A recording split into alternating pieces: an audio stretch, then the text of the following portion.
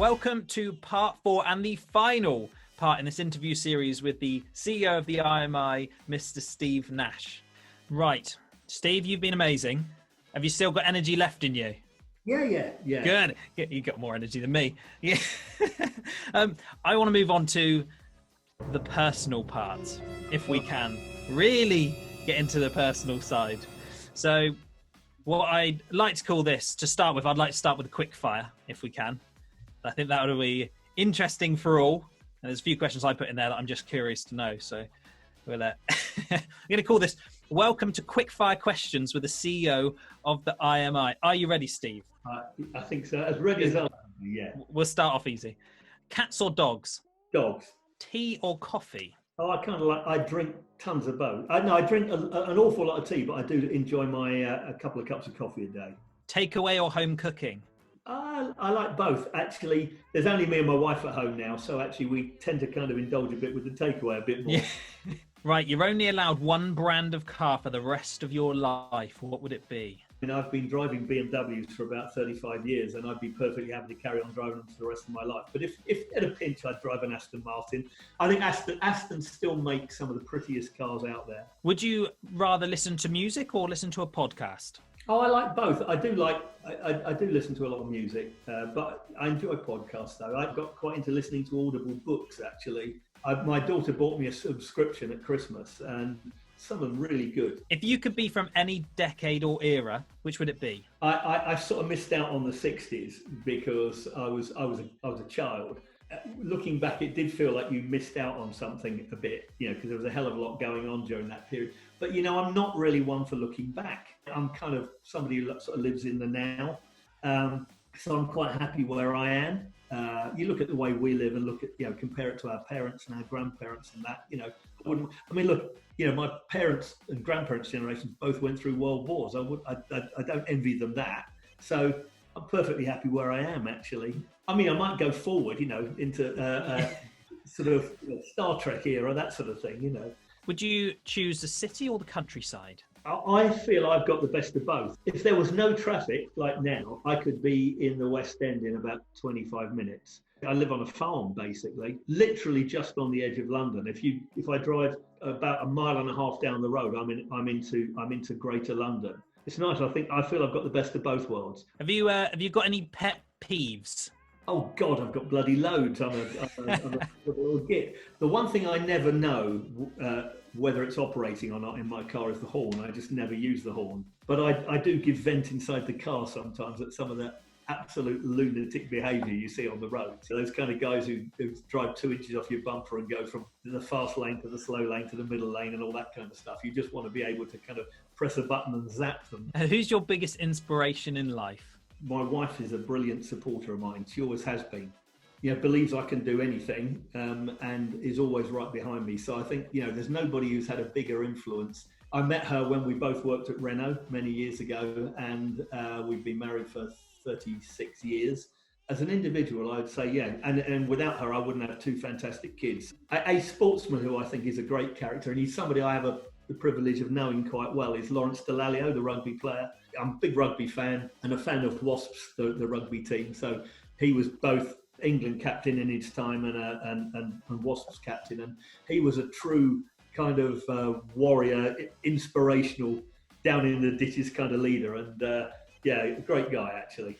Finish this sentence. I'm most happy when I'm... This is going to sound very David Brent, so I apologise in advance. I'm most happy when I'm playing the guitar. It's something I've done since I was knee-high to a grasshopper.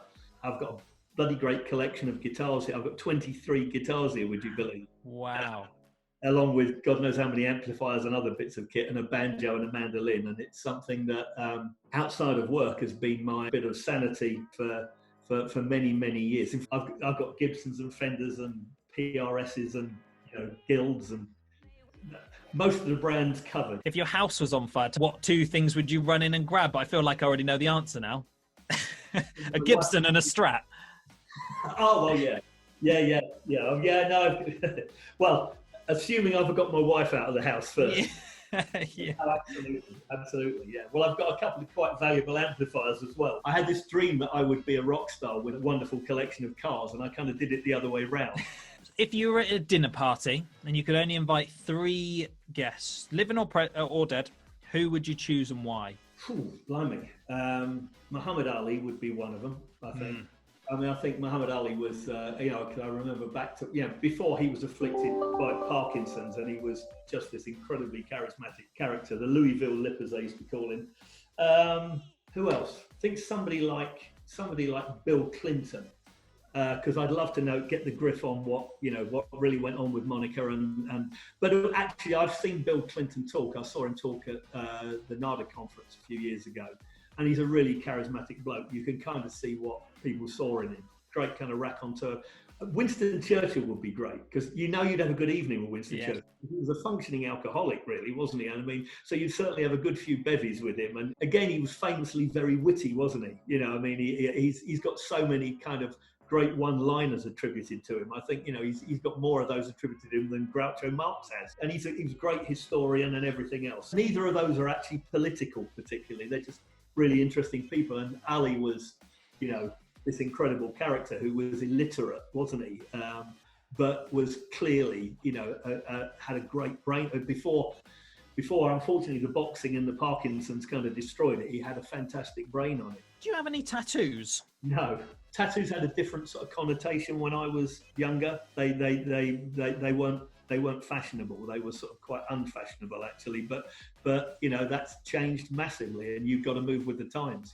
2 things off of your bucket list. Well, obviously, I'm still waiting for the call from Eric Clapton to go and play with him. But I'd love to go to Hawaii. I've not been to Hawaii yet. Or Australia. I've not been to Australia yet, but I've been to most other continents. You've said you're a sports fan. So are you a football fan as well as rugby, or is it just predominantly rugby? I like all sports, but I'm mainly a rugby fan. So I go to a lot of internationals at Twickenham. I actually had tickets to most of the England matches in 2015 when the Rugby World Cup was held here. Rather disappointingly, of course, we crashed out in the quarterfinal stages, didn't we? In the group stages, did a lot better this time. But no, I enjoy the rugby a lot. And luckily, my family do. My son was actually a very good rugby player. He's an actor, actually, my son. So he had to give up the rugby because you can't turn up with black eyes and stuff. Yeah, he was actually a really good standard rugby player. But he and my wife and my daughter and my son-in-law were all very into rugby. So it's not a solitary thing, kind of get to go with them and enjoy it. Even though my son-in-law supports Ireland, but I'll forgive him that. I'm a drummer by trade, which is why I was so interested in your music side of things. So to let off steam for me and relax also, weirdly, I'd like to go and play drums for a few hours. I'm also a dad to 2 young children with one on the way. Must be mad. So outside of work for me, I'm often forced into princess dresses. Some would say that I put them on myself, or for my son makes me play with diggers in the garden, for example.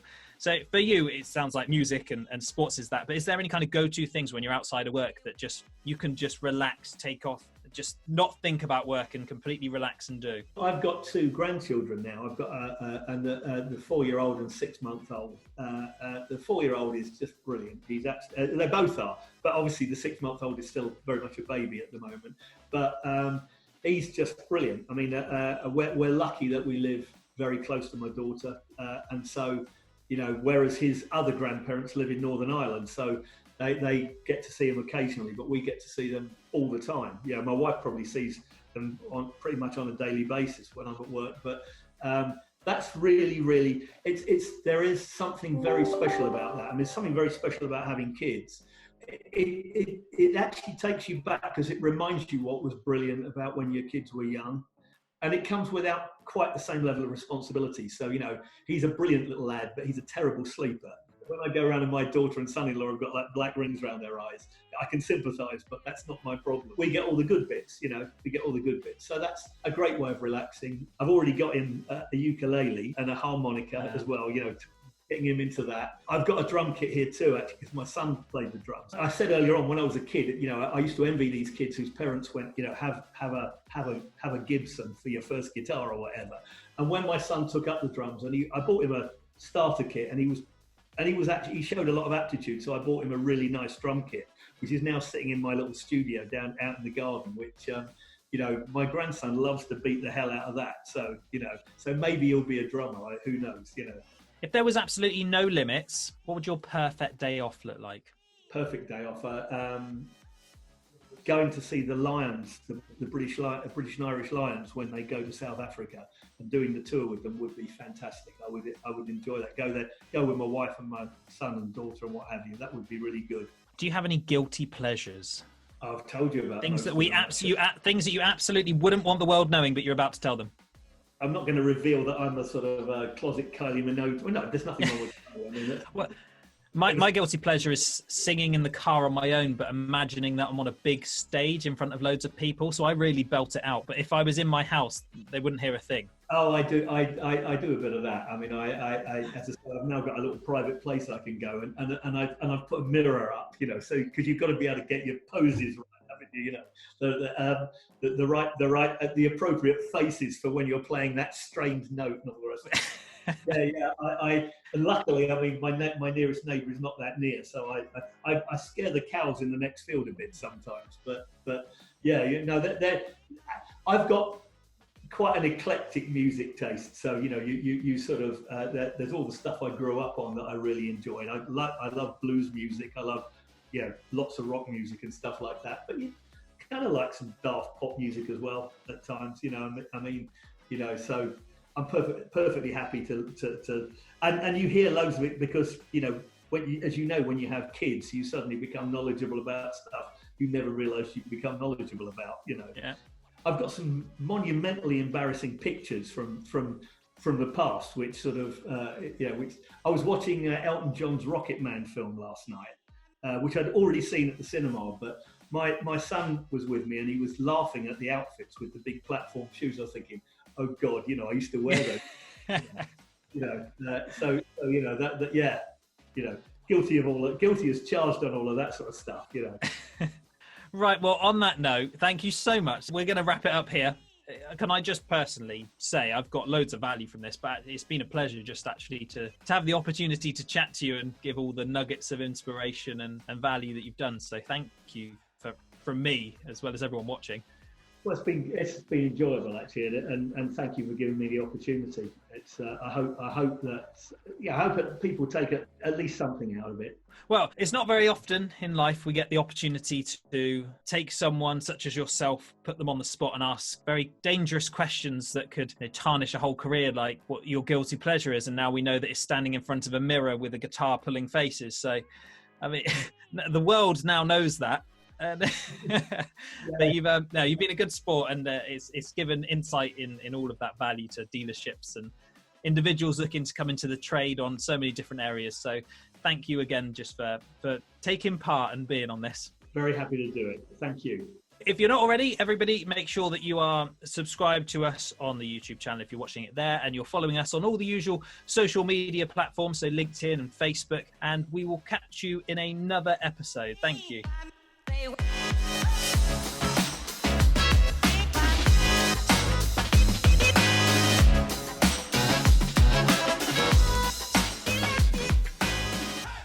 Know where I'm coming when I want to have a jam. Well, actually, a year ago, I finally got round to building a studio out in the garden here. Which is because they used to take up an absurd amount of room in the house. So I've now got them all, well, most of them. I've got a couple in the house, but I've got most of them out there. And I'm in a position where I can go out there and make as much noise as I like.